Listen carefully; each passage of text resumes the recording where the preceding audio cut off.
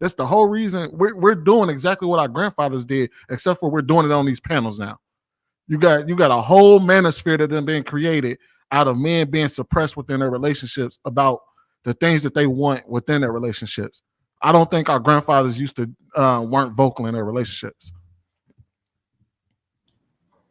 All right. You say Anybody you else? think that men were not vocal. I wouldn't compare the manosphere to the men back there who actually built businesses and community and economic. I'm not making a direct comparison. I'm saying that the manosphere is a direct result of men starting to be more vocal. It may be it's represented differently. Is that a good thing? What good is your voice if y'all not really hateful? Hold on, but is that a good thing or a bad thing, Sweeney? The manosphere, in your opinion? Man, we're here right now, ain't we? I think it's who is here? I know damn manosphere. I didn't say that you were a manosphere, but this is a result of that. This whole panel, all these different conversations that we've been seeing pop up online, different podcasts and everything else is a direct result of men starting to be way more vocal online. It's a direct result of it. Because none of this was 4 or 5 years ago. Right. There's a difference between being vocal and being productive. Right. No, I agree. I'm not fighting you. Hold on. I'm not fighting you. Like little women. So my question to you, because you got people that spew whatever they want to spew. That's called a freedom of speech. Right. So there's a difference between men and women being vocal. In your opinion, has the manosphere been productive from your opinion? I think aspects of it, yes. I had a question, Sheba, to that. So I know you mentioned the word hateful. So if there are people that's giving out critiques, you're saying that that's hateful? That's not what I said.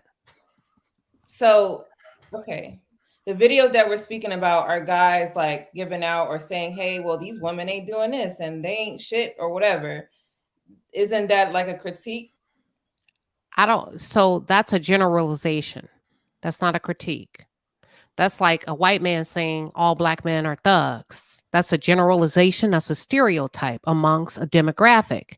If we look at what our men are faced with, that's a stereotype based on the color of your skin.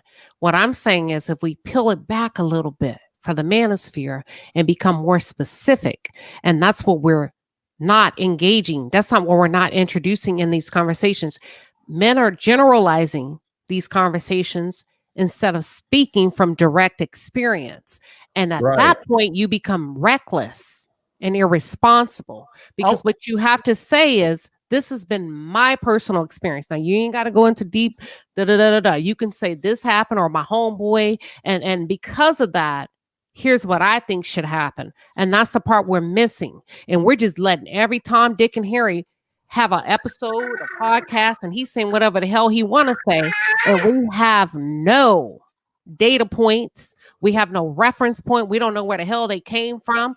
They're not getting on camera. We don't know where they work. We don't know what they're doing in the community. That's reckless. And y'all tune into it every fucking week. Excuse my language. And and you back them up, and it's reckless. You don't know them. The problem that I see in this whole. Hold on, Mr. Lego. I would say that I would beg to differ, because one thing that I have noticed that I've seen from men from Mr. Lego, from Trigger Mike, from Lapeef Let's Talk, Kevin Samuels actually, and to some degree, Fresh and Fit, and Bruiser. We're not to some degree, even Fresh and Fit. They talk to women. They invite women. Now, granted, we could talk about the quality of women they bring on, and we can have that argument.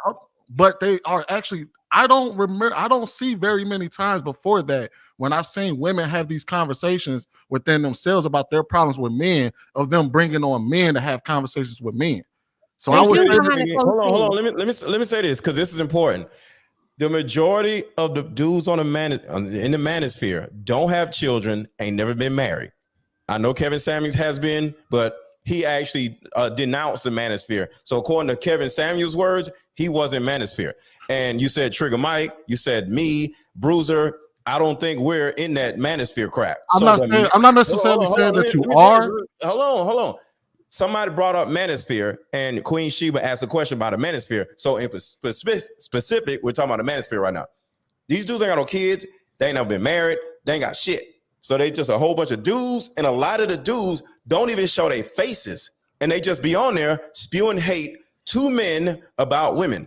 I may be talking crazy to women or whatever, but I am here to help women. And y'all may say, change your tone, whatever. Regardless of what, I coach women, I help women, I speak to women. So when I say get your ass in the gym because you're too fat or whatever, I'm talking to women. A lot of these dudes in the manosphere, they talking about women to men, and it actually makes no sense, because who are you helping if you're talking to men about women? Talk to men about men. I talk to women about women. So to a certain degree, whether you like what I do or not, they're so unproductive where it's crazy, and it's almost dysfunctional, because you ain't got no kids, you ain't been married, you ain't doing nothing out here in the community, and you talking about women to men. What is the point other than to just be on YouTube and just spewing out bullshit? I beg to differ, considering the fact that there are a lot of people who've come from spaces where they're talking. I mean, part of the manosphere is talking about fathers' rights, things like that. They don't come from not having kids. That come from experience. So, and the reality is that a lot of us have platforms because people, now granted, you're right. There are aspects of the manosphere that is very toxic, but those people who tend to try to seek more, they tend to gravitate towards you, Mr. Let Go, to Trigger Mike.